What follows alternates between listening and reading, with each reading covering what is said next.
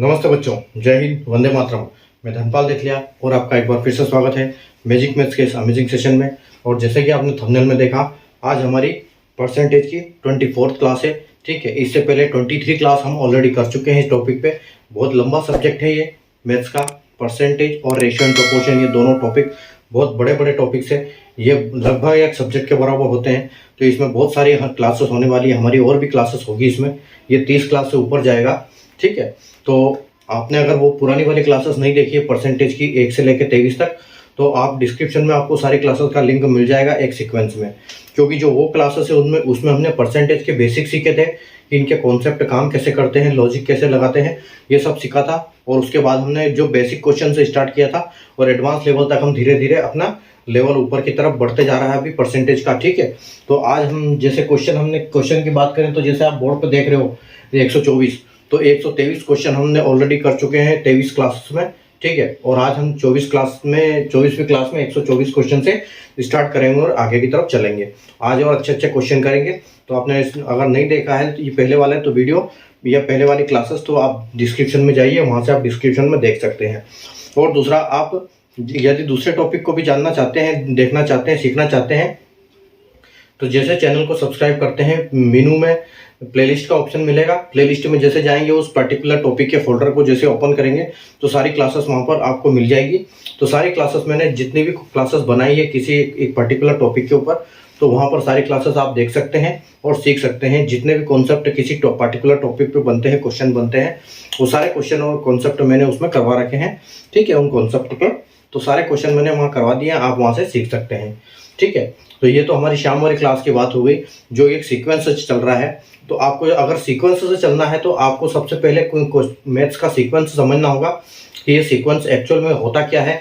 अगर हम किसी भी चीज़ की पढ़ाई करते हैं तो उसका एक सीक्वेंस से हम पढ़ाई करते हैं तो हमसे बहुत अच्छी लर्निंग होती है और स्टोरेज जो दिमाग में हमारे होता है वो एक कहीं ना कहीं अच्छे से फिट होता है।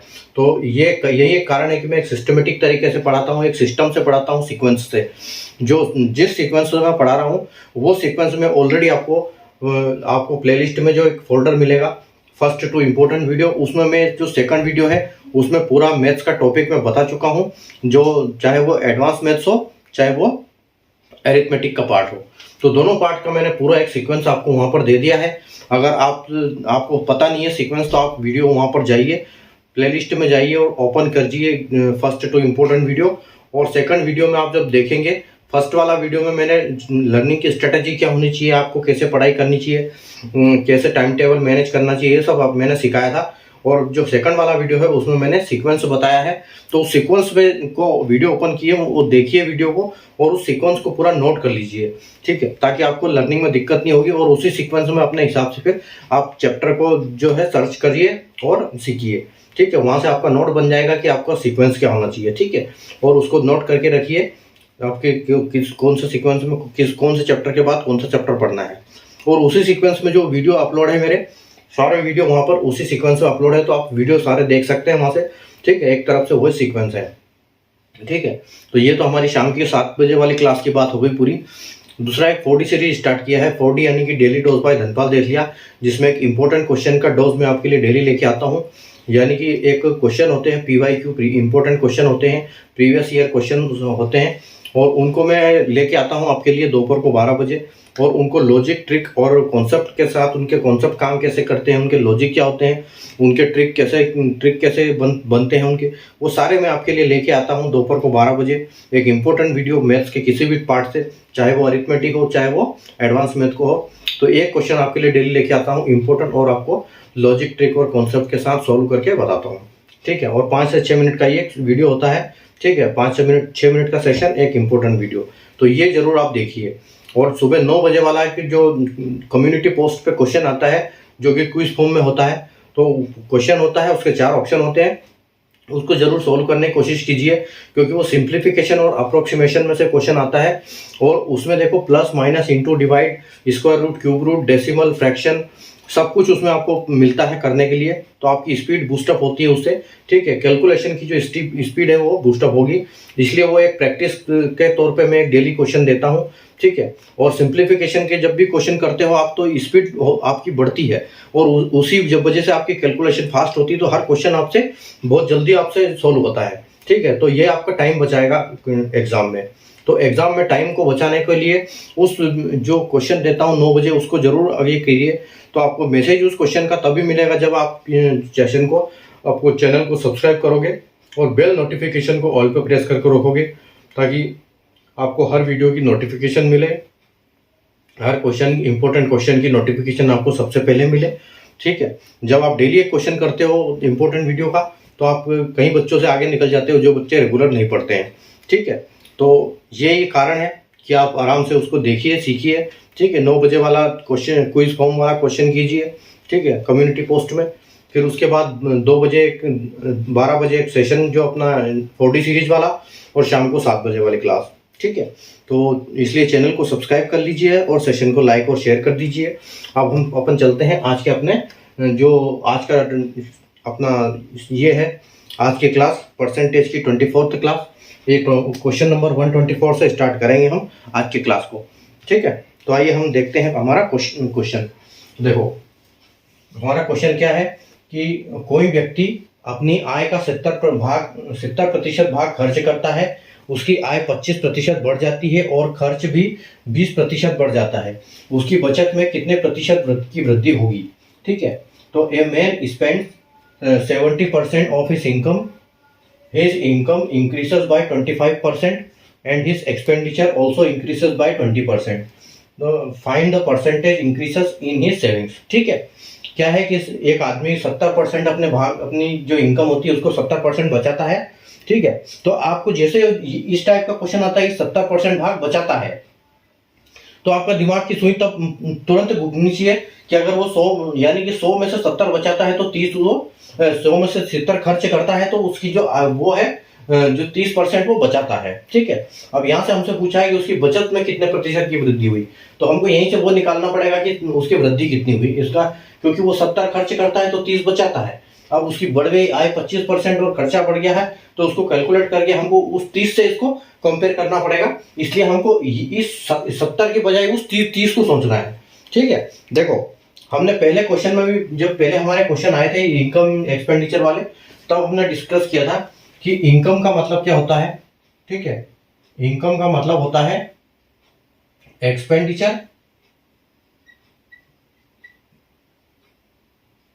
Expenditure plus saving. ठीक है। जब इनकम क्या होगी, जितना एक्सपेंडिचर कर दोगे और सेविंग करोगे, ठीक है, दोनों को मिला के इनकम बनेगी, एक्सपेंडिचर आपका और खर्चा। ठीक है।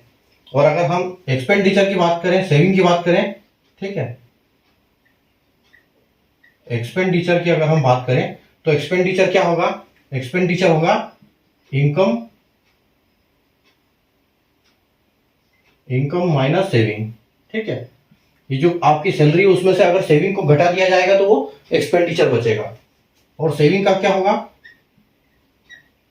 सेविंग का होगा कि आपकी जितनी इनकम है, ठीक है, इनकम में से माइनस कर दिया क्या, एक्सपेंडिचर।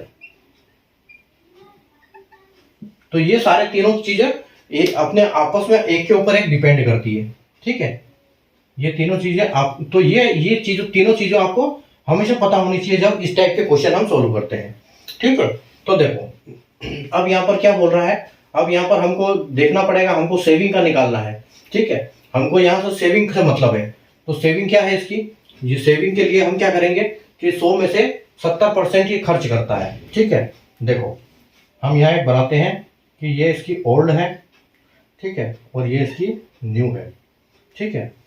अब इसको देखो, एक इसकी इनकम है,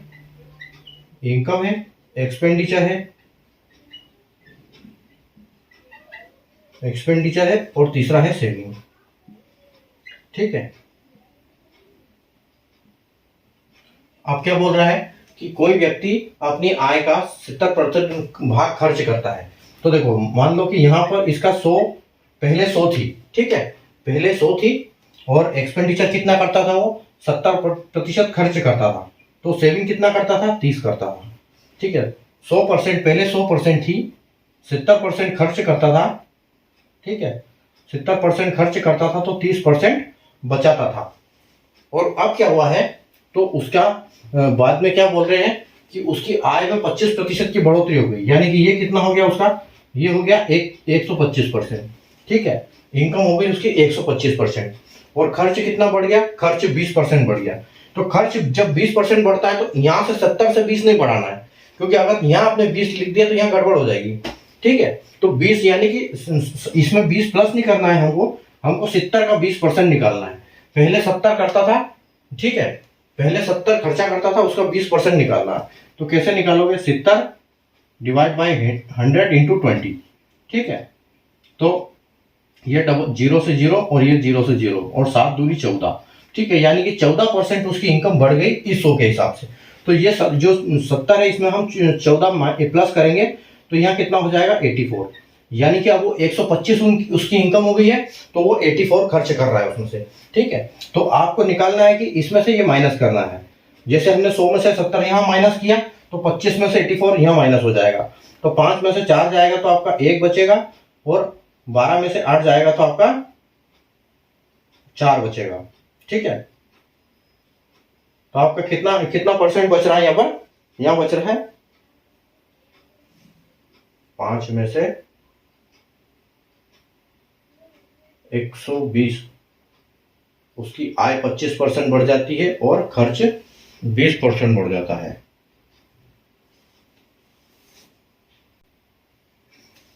तो 100 में से 70 जाएगा तो 30 बचेगा, 125 में से 84 चला जाएगा तो 41 बचेगा। तो इनका डिफरेंस कितना आ जाएगा, यहाँ हमको इनका डिफरेंस निकालना है। यहाँ हम इनका डिफरेंस निकालेंगे तो हमको मिलेगा कितना, 11। ठीक है, यहाँ हमको 11 मिलेगा। तो 11 को हम क्या करेंगे, देखो यहाँ फिर डिफरेंस हमको यहाँ 11 मिलेगा। अब ये डिफरेंस को हमने क्या करना है, इसका हमको परसेंटेज निकालना है।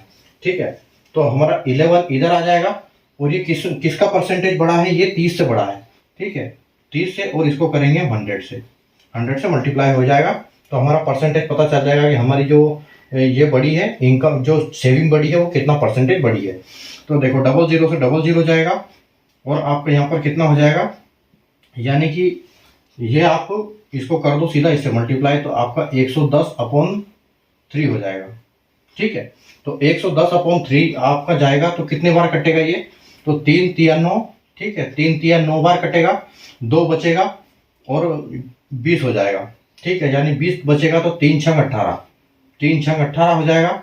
ठीक है, 18 के बाद आपका फिर 2 बच रहा है, तो 2 में पॉइंट लगाओगे और एक वहां 0 लगाओगे 2 के साथ, तो 3 छंग 18, और ये ऐसे चलता रहेगा। यानी कि 36.66% जो है आपकी ये बढ़ी हुई है। ठीक है, यहाँ टोटल आपकी कितनी बढ़ी है, 36.66% आपकी टोटल ये बढ़ी है इसमें। ठीक है, यानी कि पहले 30 थी, अभी 41 हो गई आपकी सेविंग।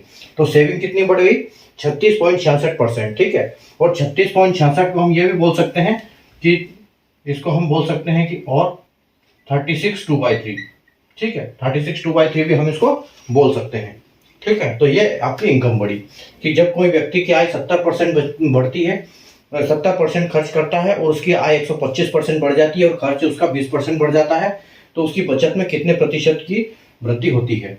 ठीक है, तो यहाँ पर दिया हुआ है कि 70% उसकी ये एक इनकम है, 70% उसकी इनकम का स्पेंड करता है वो। तो यहाँ 100 में से 70 माइनस हो जाएगा तो 30 वो सेविंग करेगा। अगर उसकी इनकम 125 बढ़ती है तो पहले 100 थी तो 125 बढ़ेगी। ठीक है, खर्चा उसका 20% बढ़ रहा है, तो पहले 70 था तो 70 का 20 बढ़ेगा, ना कि टोटल 20 बढ़ेगा। तो 70 का 20 होता है, जैसे हमने अभी निकाला था 14, तो 14 हम इसमें जोड़ेंगे, यानी कि वो अभी 84 हो गया। ठीक है, तो सेविंग पहले 30 करता था तो अभी 41 सेविंग कर रहा है। तो टोटल डिफरेंस कितना है पहले की और अभी की सेविंग में, तो 11% का। तो 11% को हम 30 से मल्टीप्लाई करेंगे। पहले अभी 11 हुआ है, पहले 30 था, मतलब अभी 41 हुआ है, 11 बड़ा हुआ है, और पहले 30 था, 30 का और डिवाइड बाय 100%, तो 36.66% आ जाएगा उसका सेविंग का जो परसेंटेज बड़ा हुआ सेविंग। ठीक है, तो बड़ी हुई उसकी जो बचत है वो क्या है, 36.66% एक्स्ट्रा बचत कर रहा है वो अभी। ठीक है, उम्मीद है आपको कॉन्सेप्ट समझ में आ गया होगा इसका। ठीक है, चलते हैं हम अगले क्वेश्चन की तरफ, क्वेश्चन नंबर 125।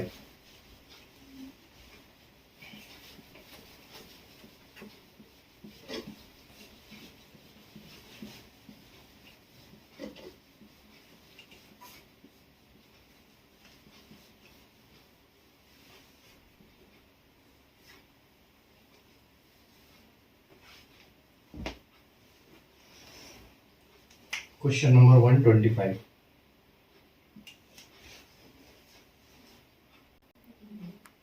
देखो अगला क्वेश्चन देखते हैं। 125 नंबर क्वेश्चन है कि ए अपनी आय का 20% बचत करता है।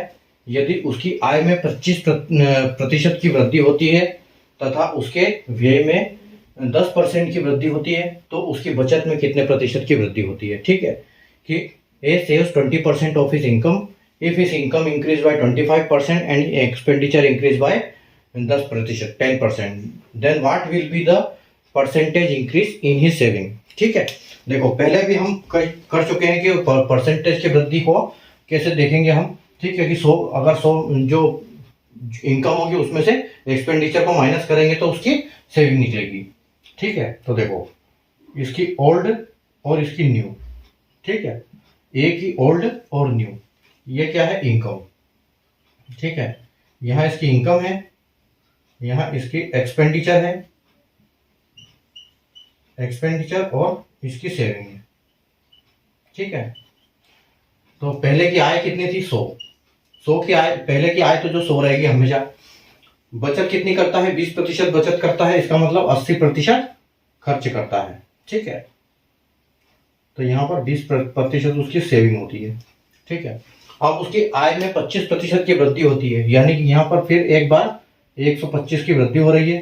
ठीक है, तो 125 हो गई तथा उसके व्यय में 10% की वृद्धि होती है। तो अगर यहाँ पर 80 में उसकी होती है 10% की, तो यानी कितनी हो जाएगी 80 का 10% कितना होता है 8 ही होता है, तो 88% हो जाएगी। ठीक है, 25 में से 88 जाएगा तो कितना बचेगा, 25 में से 88 जाएगा तो 25 ये और 12 ये, 25 और 12 37, यानी कि 37% जो है वो सेव कर रहा है यहाँ पर। ठीक है, दोनों का डिफरेंस निकालो कितना है, तो 20 और 37 यानी कि 17। ठीक है, यानी कि 17% उसकी सेविंग बढ़ गई है। ठीक है, ये 17% उसकी एक्स्ट्रा सेविंग हो गई है। तो यहाँ हम क्या करेंगे कि 17% का 20 के हिसाब से, ठीक है पहले 20 थी अभी 17 है। ठीक है, 17 बढ़ी है 20 के ऊपर और इंटू 100। ठीक है, यानी कि बहुत भयंकर सेविंग बढ़ गई इसकी। तो देखो ये 20 से जाएगा कितनी बार 5 बार। ठीक है, और 17 पंजे कितना होगा, 17 पंजे हो जाएगा आपका 85। ठीक है, 17 पंजे 85 होगा आपका, यानी कि 85% उसकी इनकम सेविंग बढ़ गई है। ठीक है, तो 20% बचत करता था। ठीक है, 20% बचत करता है, यदि उसकी आय 25% बढ़ जाती है तो 20% बचत करता है, 100 में से 80 खर्च करेगा तभी तो 20 बचेगा। ठीक है, ये 80 माइनस होगा तभी 100 बचेगा, 20 बचेगा। 25 बढ़ गई तो पहले 100 थी 125 बढ़ गई। व्यय यानी कि खर्च, व्यय और खर्च एक ही चीज है, तो व्यय 10% बढ़ता है, यानी कि पहले 80 था तो अभी 80 का 10% बढ़ता है, यानी 88 बढ़ा। ठीक है, इसका 10% नहीं बढ़ेगा, कहीं गलती से इसका बढ़ा लगा दोगे तो गलत हो जाएगा।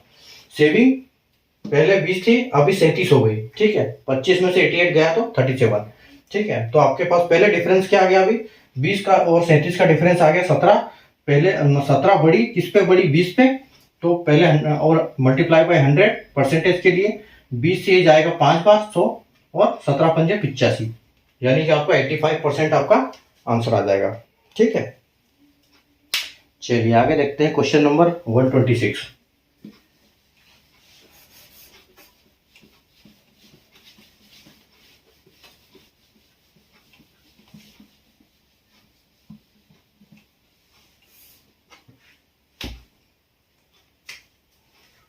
Question number 126।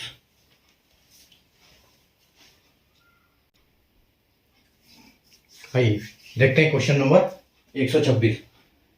126 नंबर क्वेश्चन है, कोई व्यक्ति अपनी आय का 30% बचाता है, उसकी आय 16 2/3% बढ़ जाती है, 16 2/3 बढ़ जाती है, उसका खर्च 37 1/2% बढ़ जाता है, तो उसकी वर्तमान बचत कितने प्रतिशत बढ़ जाती है। ठीक है, a man saves 30% of his income, his income increases by 16 2/3% and expenses increases by 37 1/2%, then find his present saving in percentage।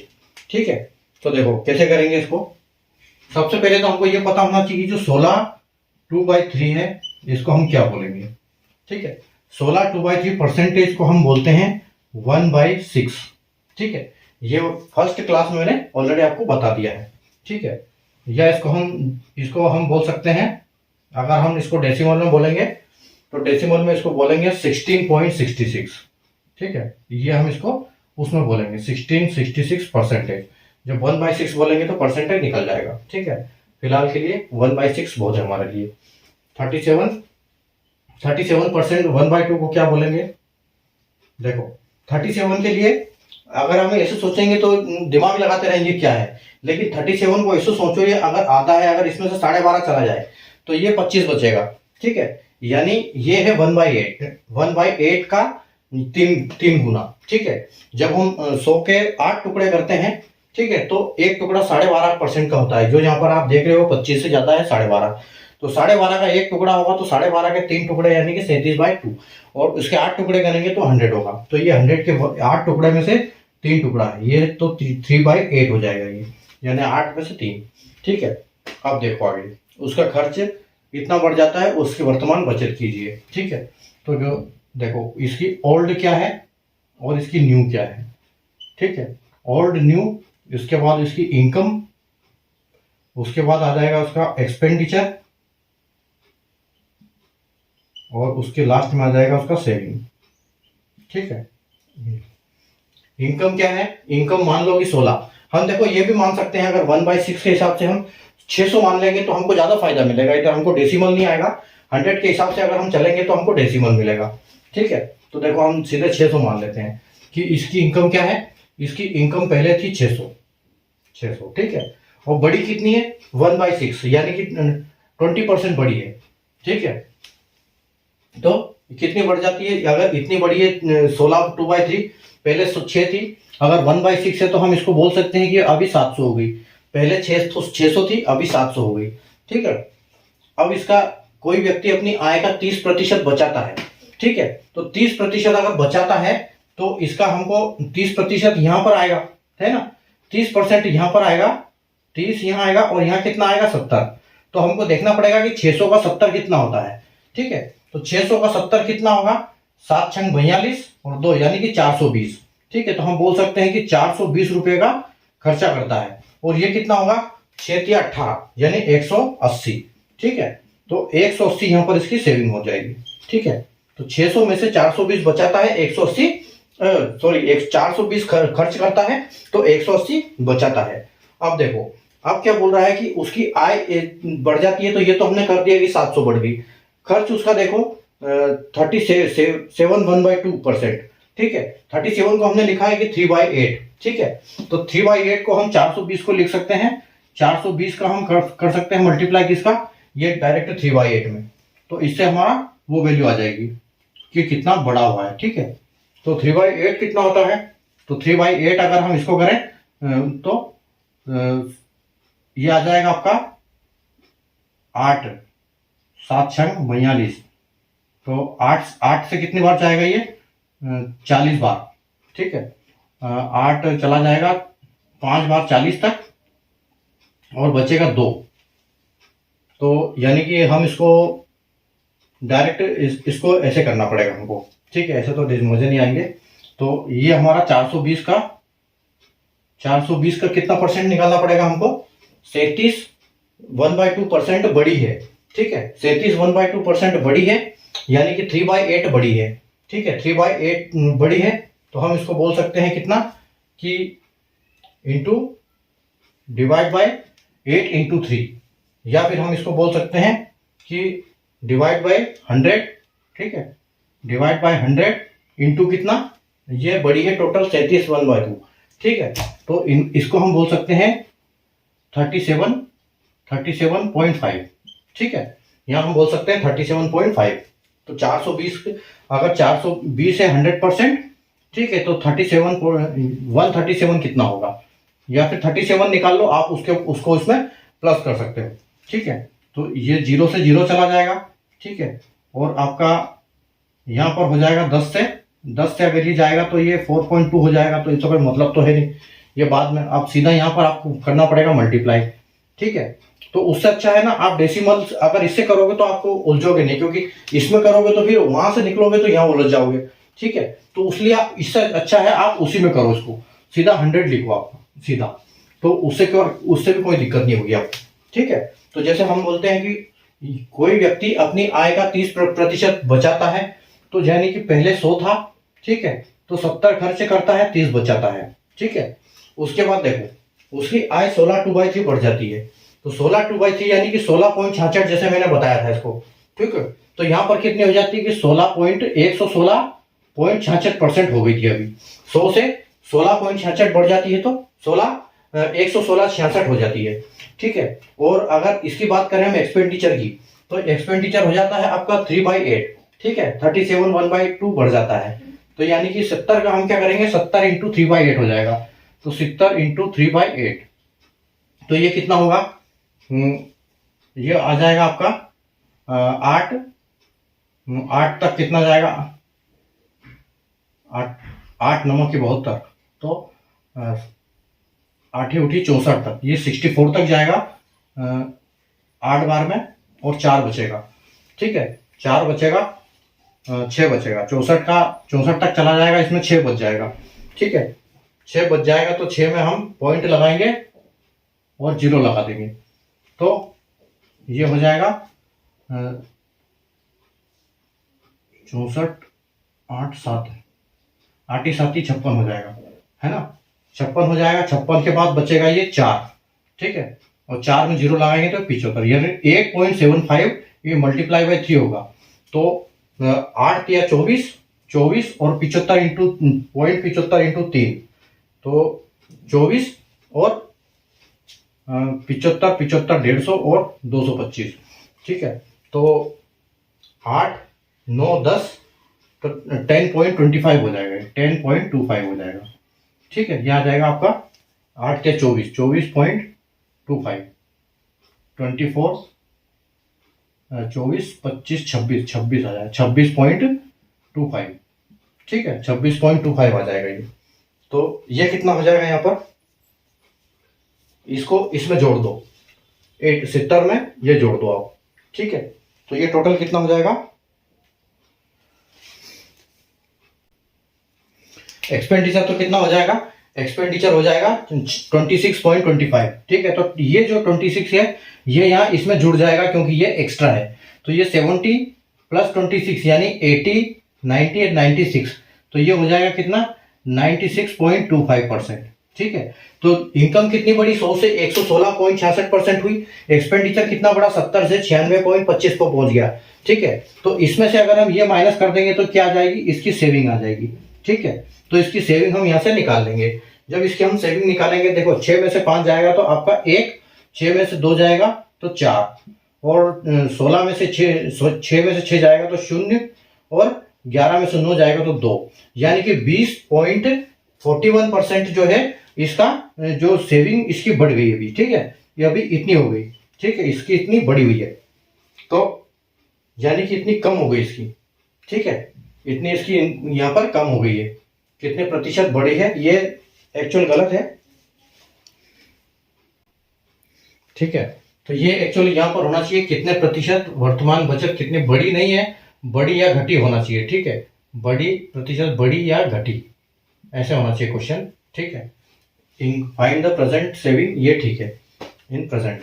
ठीक है, तो देखो यहाँ पर क्या है, तो इतनी ये घटी कितनी है, अगर 30 में से 20.41 चला जाएगा तो यानी कि सीधा सीधा 20 ये गया, 10 गया, 9.59 आएगा ये।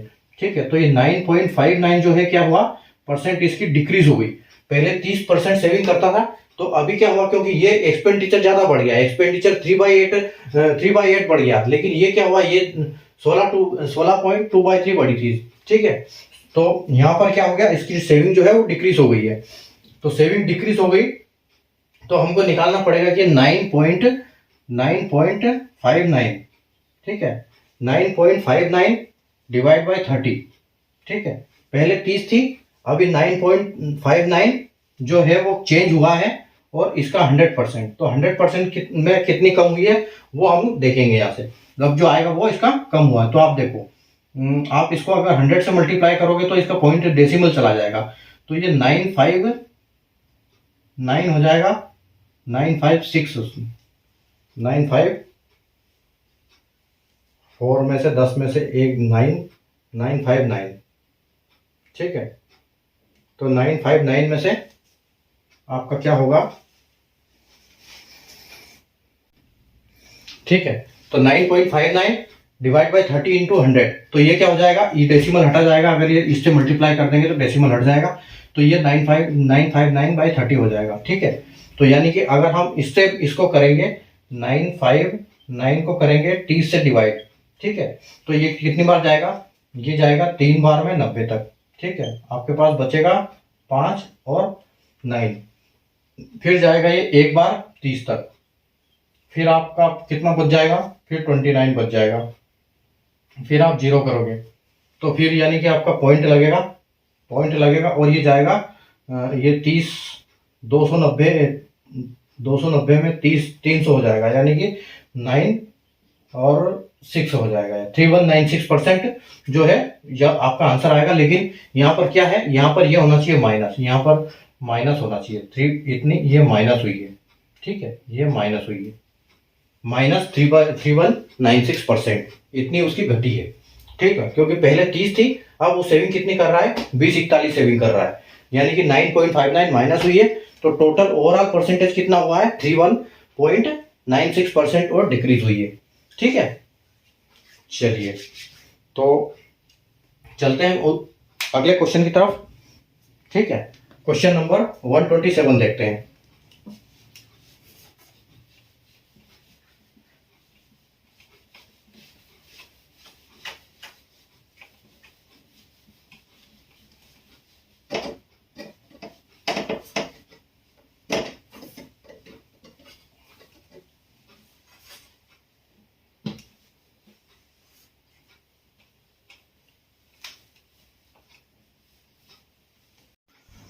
आइए क्वेश्चन नंबर 127 देखते हैं।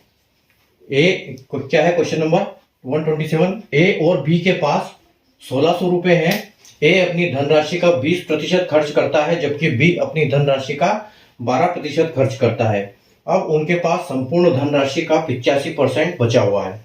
तो ए के पास कितनी धनराशि है, ठीक है। तो आपको क्या निकालना है, बेसिकली इसमें ये निकालना है आपको कि इनके पास कितनी इनको धनराशि बांटी गई थी, ठीक है। तो और कितने अभी इनके पास बची हुई, टोटल जो धनराशि है इन्होंने ए ने 20% खर्च करी है, बी ने 12% खर्च करी है, और दोनों का अगर टोटल का योग करें तो 1600 रुपए है, और दोनों के पास जो खर्च करने के बाद जो बचा हुआ है वो 85% बचा हुआ है 1600 का, ठीक है। तो हमको निकालनी है कि ए के पास कितनी धनराशि है। तो क्या है क्वेश्चन कि A and B have ₹1600. A spent 20% of his money while B spent 12% of his money. 85 of whole money is now left with both of them. Find the amount left with A. ठीक है, तो देखो total है 1600 रुपए, ठीक है। Total इन्होंने खर्च की, बची कितनी है 85%, ठीक है। तो सबको पता है कि ये 100% पूरा अमाउंट होता है जो 100% होगा, ठीक है। उसमें से इन्होंने अगर 85 बची हुई है इनके पास, तो इन्होंने खर्च कितनी करी है 15%, ठीक है। 15% इन्होंने खर्च करी है। तो देखो अब हम इसमें क्या करेंगे, मिक्सर एलिगेशन वाला फॉर्मूला लगाएंगे, उससे हम सोल्व करेंगे इसके पास कि किसके पास कितनी धनराशि गई पहले, तो ठीक है, तभी तो पता लगेगा किसने कितनी खर्च करी, कितनी बची। तो देखो यहां पर एक ए था, एक बी है, ठीक है। तो ए कितना खर्च करता है, ए करता है 20% खर्च, ठीक है। ए 20% खर्च करता है और बी कितना करता है 12%, ठीक है। ए और बी 20 और 12% खर्च करते हैं। टोटल इनका खर्च टोटल कितना हुआ है, तो टोटल 85 इन्होंने खर्च कर दिया है, तो 15% बचा हुआ है। तो 15% को हम लेंगे बीच में, ठीक है। 15% को बीच में लेंगे और हम क्या करेंगे, इसमें मिक्सर एलिगेशन वाला अपना फॉर्मूला लगाएंगे। तो इसका डिफरेंस कितना आएगा, तो 15 और 12 का 3, और इसका डिफरेंस कितना आएगा, तो 15 और 20 का 5, यानी कि दोनों का योग है वो है 8, ठीक है। तो टोटल पे अमाउंट कितना है, तो टोटल अमाउंट है 1600 रुपए, ठीक है। टोटल अमाउंट है 1600 रुपए, और इनको डिवाइड किससे करेंगे हम, इनका योग से, 5 और 3 8, यानी कि इसके 8 हिस्से बनेंगे पहले तो, ठीक है। तभी तो हमको पता लगेगा कि एक हिस्सा कितने का है। और उसके बाद इन्होंने पूछा किसका है, ए का, तो ए का पूछा तो हम 3 से मल्टीप्लाई करेंगे, अगर बी का पूछा तो हम 5 से मल्टीप्लाई करते। ठीक है, तो ए का पूछा है तो हम 3 से मल्टीप्लाई करेंगे इसको। ठीक है, तो देखो आप, ये 8 से 16 गया 2 बार, यानी कि ये आपका अमाउंट बचा यहाँ 200 की, एक की वैल्यू 200, तो 3 की वैल्यू कितनी आएगी, क्योंकि ए के पास 3 है तो 3 की वैल्यू आएगी 600 रुपए।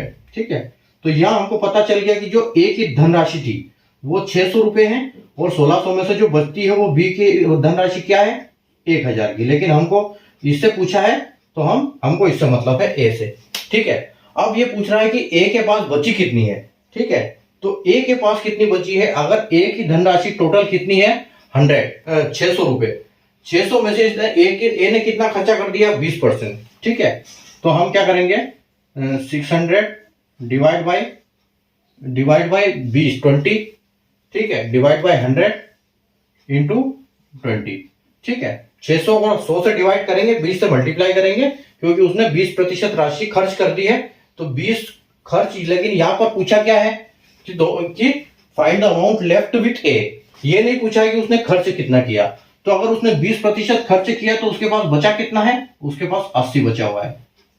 ठीक है, तो यहां देखो ये 00 से 00 जाएगा, और 8 छंग 48, यानी कि 480 रुपए उसके पास अभी टोटल बचे हुए हैं। ठीक है, तो 480 ऑप्शन सी है जो बिल्कुल आपका करेक्ट हो जाएगा। ठीक है, तो ए और बी के पास 1600 रुपए थे। ए अपनी धनराशि का 20% खर्च करता है, जबकि बी अपनी धनराशि का 12% खर्च करता है। अब उनके पास संपूर्ण धनराशि का 85% शेष बचा है। तो 85% शेष बचा है, इसका मतलब 15% उन्होंने दोनों ने मिलकर खर्च कर दिया है, इसमें से 1600 रुपए में से। तो 100% का 85 माइनस हो गया तो 15 बचता है। अगर ए 20% खर्च करता है, बी 12 करता है, और टोटल 15 खर्चा हुआ है, तो हम मिक्सर एलिगेशन से ये पता लगाएंगे कि इनके पास टोटल अमाउंट गया कितना। ठीक है, तो यहां पर 3, ठीक है, 15 और 12 का डिफरेंस 3 आएगा, और 15 और 20 का डिफरेंस 5 आएगा, तो टोटल 8 आएगा। तो हम क्या करेंगे 1600 जो टोटल अमाउंट है उसको 8 से डिवाइड करेंगे, उससे हमको 1 की वैल्यू मिलेगी कितना है, और उसमें हम 3 का मल्टीप्लाई करेंगे, क्योंकि हमको ए का पूछा हुआ है कि ए के पास धनराशि गई कितनी। क्योंकि हमसे पूछा तो ये है कि ए के पास बचा कितना है, लेकिन हम टोटल पहले निकालेंगे तभी तो पता लगेगा कि ए के पास बचा कितना है। ठीक है, क्योंकि ये तो दिया है कि ए ने 20% खर्च किया, लेकिन ये थोड़ी दिया है कि ए के पास टोटल धनराशि कितनी है। तो यहां से वो टोटल धनराशि निकलेगी। ठीक है, तो टोटल 600 रुपए आएंगे ए के हिस्से में, और ए को जब ए के हिस्से में 1600 आएंगे तो उसको 100 से डिवाइड करेंगे, 80 से मल्टीप्लाई करेंगे, क्योंकि उसके पास 80 जो है वो बचा हुआ है, 20% वो खर्च कर चुका है। ठीक है, और अगर वो पूछता है कि ए ने 20 खर्च कितना किया है ना, तो 20% के हिसाब से निकल आता आपका 6 का, तो 6 दूनी 12 हो जाता है, यानी कि 120 रुपया वो उसने खर्च कर दिए। ठीक है, अगर आप किसी से का भी पूछते हैं कि अगर ए की टोटल, अगर यहाँ पूछते हैं कि ए टोटल और बी का टोटल, ठीक है, अगर ए का टोटल बी का टोटल, उसके बाद एक्सपेंस कितना किया है, ठीक है, खर्च कितना किया है, तो बैलेंस कितना है, तो यहां से आप टोटल निकाल सकते हो। ठीक है, ये देखो, ये टोटल ए का टोटल कितना आएगा, ए का टोटल आ जाएगा 600 रुपए, तो इसके कितने आएंगे 1000 रुपए, क्योंकि 1600 रुपए टोटल है। एक्सपेंस कितने किए इसने, ए ने कितने खर्च किए, ए का तो हमने निकाल लिया कि उसने 120 रुपए खर्च किए, 480 उसके बचे। ठीक है, अगर हम बी की बात करें तो बी का कितना होगा, बी का यहां पर 100 में से 1000 रुपए टोटल है उसके, और उसने खर्चा कितना किया है 12% खर्च किया है, तो 1000 का 12% कितना होगा, 1000 का 12% होगा 120। ठीक है, यानी कि इसने भी 120 रुपए खर्चा किया है 12%, और जो बचा अमाउंट कितना है, यानी कि 880 रुपए, तो 880 जो है इसका बैलेंस है अभी, ये टोटल हम निकाल सकते हैं। ठीक है, क्योंकि इसका जो परसेंटेज है वो 12 है, तो ये इधर अगर 12 आएगा तो इधर 88 आएगा। ठीक है, तो ये हम ऐसे इसको सॉल्व कर सकते हैं, लेकिन इसको हमको दिया नहीं तो इसकी जरूरत नहीं है। ठीक है, ऐसे हम निकाल सकते हैं, ये तरीका बताया मैंने। बाकी हमारा फाइनल आंसर क्या है 480। ठीक है, तो आज के क्लास में इतना ही हम करेंगे। ठीक है, उम्मीद है आपको बहुत मजा आएंगे। आज की क्लास बढ़िया अच्छे हाई लेवल के अच्छे लेवल के क्वेश्चन किए हमने। ठीक है, लेकिन क्वेश्चन भले हाई लेवल के हो, लेकिन ट्रिक की जो ट्रिक है उसमें कोई भी क्वेश्चन होता है वो बिल्कुल आसान हो जाता है। ठीक है, तो ये आज की हमारी क्लास थी 24। ठीक है, 24 क्लास हम परसेंटेज की कर चुके हैं। कल वापस हम मिलेंगे, वापस 9 बजे जुड़िएगा। कल हम 128 से क्वेश्चन स्टार्ट करेंगे और कल 25वीं क्लास हमारी हो जाएगी परसेंटेज की स्टार्ट। कल 25वीं क्लास होगी हमारी। ठीक है, तो आप इसको प्रैक्टिस करो एक बार और, ताकि अगर आपको समझ में नहीं आया तो और अच्छे समझ में आ जाए। बाकी डेली इसको कंटिन्यू आप देखते रहो क्लास को, ताकि आपको कॉन्सेप्ट आप भूलो नहीं, कॉन्सेप्ट आपके माइंड में रहे। और 4D सीरीज को बिल्कुल मिस नहीं करना, क्योंकि वो एक इंपॉर्टेंट क्वेश्चन की सीरीज है जो आपको आपके ये करता है, आपको मेमोराइज करता है अच्छे क्वेश्चन। आपको कैसे वहाँ हल करने में, सोल्व करने में आपकी स्पीड बढ़ेगी अगर आप डेली रूटीन में इनको करते हो तो। ठीक है, और 9 बजे वाला जो क्विज वाला क्वेश्चन सिंप्लीफिकेशन का जो आपका कैलकुलेशन बूस्टर है, उसको भी आप जरूर डेली उसको करें, सोल्व करें और अपनी स्पीड बढ़ाएं। ठीक है, तो प्रैक्टिस करते रहिए। कल वापस मिलते हैं इसी टाइम पर, इसी चैनल पर। ठीक है, तब तक के लिए good night, take care, bye.